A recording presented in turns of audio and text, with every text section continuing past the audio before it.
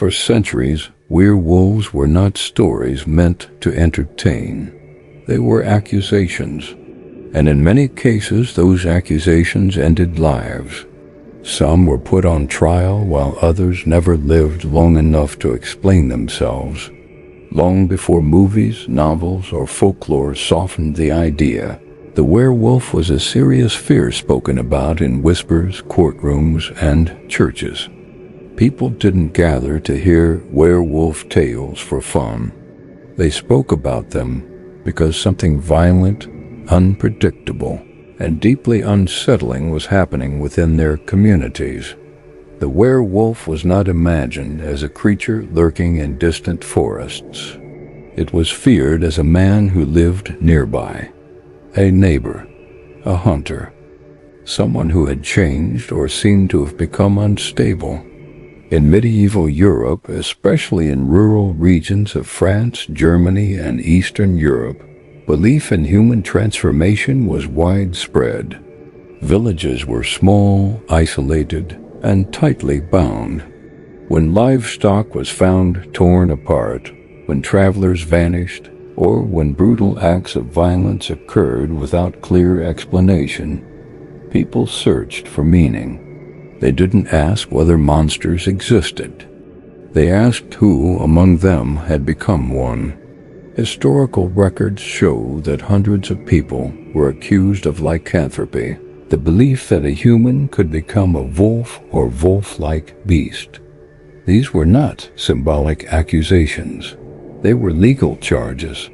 Some led to torture. Many ended in execution. What's striking is that these people were not described as mythical creatures. They were described as men who behaved like animals, men who attacked without reason, men who stalked fields and forests, men who showed no remorse. To medieval minds, this wasn't metaphor, it was transformation. And transformation didn't require magic. Disease alone could turn a person into something unrecognizable. Rabies was widespread in Europe for centuries. Its symptoms were terrifying and poorly understood. Victims suffered violent aggression, uncontrollable biting, muscle spasms, confusion, and a fear of water. Their behavior could shift rapidly from lucid to feral. To a village with no medical explanation, this looked exactly like possession or metamorphosis. A man who once spoke calmly could suddenly snarl, lash out, and attack those closest to him. Mental illness played a role as well. Severe psychosis, dissociative disorders, and trauma-related conditions were not treated, they were feared. A person who wandered naked into the woods, spoke to unseen things, or claimed to be an animal was not seen as sick. They were seen as dangerous. Then there was war. Centuries of conflict left countless men returning home altered by violence. Many were hardened, volatile, and detached. Some committed acts they couldn't explain or control. In tight-knit communities already stretched thin by famine, plague, and fear, these men became symbols of something darker. The idea that war could strip away humanity wasn't spoken aloud, but the werewolf embodied it perfectly. The legend was never about fur or fangs. It was about losing control. The werewolf represented the moment when a person crossed a line and could not return. It was the fear that something inside us, something primal, might surface under the right pressure. Hunger, rage, isolation, trauma. In many stories, the transformation wasn't sudden. It crept in. A man withdrew from others. He spent more time alone. He grew violent or erratic.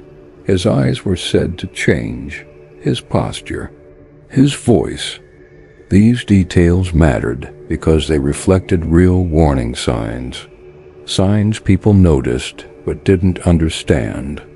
The werewolf was a way to explain what happened when social rules collapsed. It was a warning. These stories told communities what to fear and what to watch for. They said, if someone abandons the group, if they give in to violence, if they stop obeying the laws that keep us human, they become something else.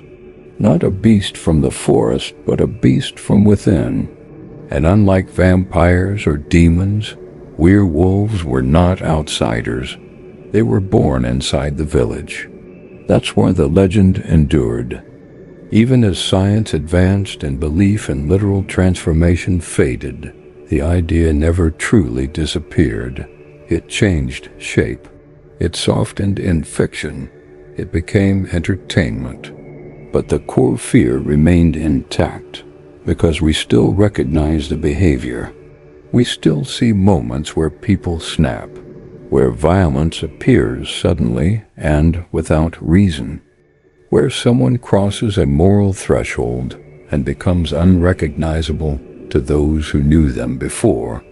The werewolf legend doesn't survive because people believe humans turn into animals. It survives because people know humans can become something frightening when fear, pressure, and isolation strip away restraint. We don't fear wolves. We fear what happens when the line between instinct and control breaks. The werewolf was never meant to be real. It didn't need to be. The fear that created it already was. If you enjoyed this video, please drop a like and consider subscribing. These both help the channel more than you know. Thanks for watching. I'm W.G. Hilton, and this is Cryptic Sense.